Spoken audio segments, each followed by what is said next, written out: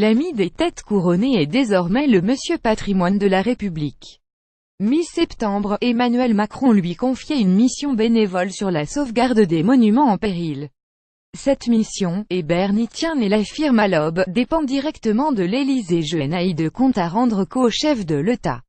Grâce à carnet d'adresses et à sa notoriété, il devra trouver le moyen de récolter des fonds. Plusieurs pistes est à l'étude: la création d'un tirage spécial du loto, le développement du mécénat. Il sera auditionné d'ici au mois de décembre par la Commission des affaires culturelles. De contester, plusieurs universitaires s'est insurgé contre cette nomination. Parmi eux, l'historien Nicolas Offenstadt a, sur le site de l'Aube, déploré ce choix inquiétant. Bern ferait, à ses yeux, partie de ces histrions qui font de l'histoire un terrain d'amusement et se servent de leur visibilité médiatique pour mettre en avant un discours politique clairement réactionnaire. C'est polémique ou est-ce injuste, répond l'intéressé. Je veux servir la France. Quant à Offenstadt, je lui souhaite, grâce à ce type de sortie, de vendre des livres. Stéphane Bern, en charge du patrimoine, sa vision de l'histoire est étriquée et orientée. Trois idéologues il y a 2 ans, Jean-Luc Mélenchon et Alexis Corbière, s'attaquaient eux aussi à la conception bernienne de l'histoire. Dans une lettre adressée à Delphine Ernotte, PDG de France Télévisions, il pestait contre le contenu idéologique de émissions Secret d'Histoire France 2, regrettant la surreprésentation des monarques et la quasi absence de personnalités républicaines. 4 Clash Beauvol 9 octobre, Stéphane Bern saluait sur Twitter le rôle de Laurent Wauquiez, président LR de la région Auvergne-Rhône-Alpes, dans le sauvetage du musée des tissus de Lyon. Furax, Gérard Collomb, ex-maire PS de la ville devenu premier flic de France, demande à voir l'animateur. Place Beauvau, on laisse entendre que Bern a été convoqué pour un recadrage.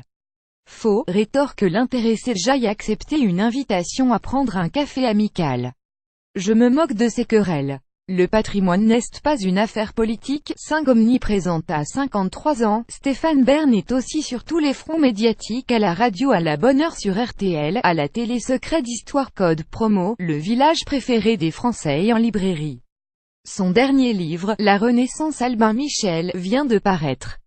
2 nouvelles émissions aussi dans les tuyaux pour le service public. Suivez Le Guide et la fabuleuse histoire. 6 symboles. Fin août, Bern fait la une de Paris Match avec compagnon, Lionel.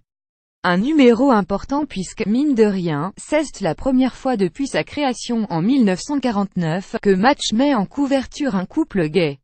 Je le sais, c'est une à aider des jeunes. Et je m'en réjouis. Stéphane Bern cultive bonheur avec Lionel. https://cool-wkbevor6pic.twitter.com Ernix3lem Paris Match Paris Match 24 août 20177 Marchburn, qui a rencontré Emmanuel Macron quand celui-ci était encore à Bercy, à l'oreille du chef de l'État.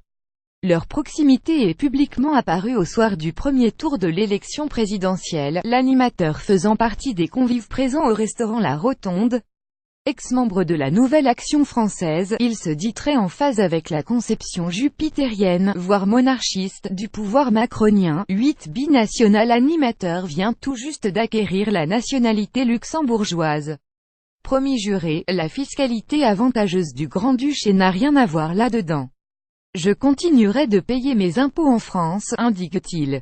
La raison est familiale. Ses grands-parents maternels y ont toujours vécu. 9 producteurs parce qu'ils n'avaient pas envie de vendre des jeux de merde à des diffuseurs. Bern a longtemps refusé d'être un animateur-producteur. Le discours a changé. Il y a 6 mois, il a lancé discrètement sa société de production, Kisayang. Une manière, dit-il, de mieux gérer image et de développer ses projets. 10 s'endetter. 2012, Bern rachète l'ancien collège royal et militaire de Thiron-Gardet, dans le Perche, et décide de le retaper à ses frais pour en faire un musée. Celui-ci est inauguré à l'été 2016. Coût de l'opération entre 2 et 3 millions d'euros. Je me suis endetté pour le reste de mes jours, révèle-t-il. Alexandre Le Drolec.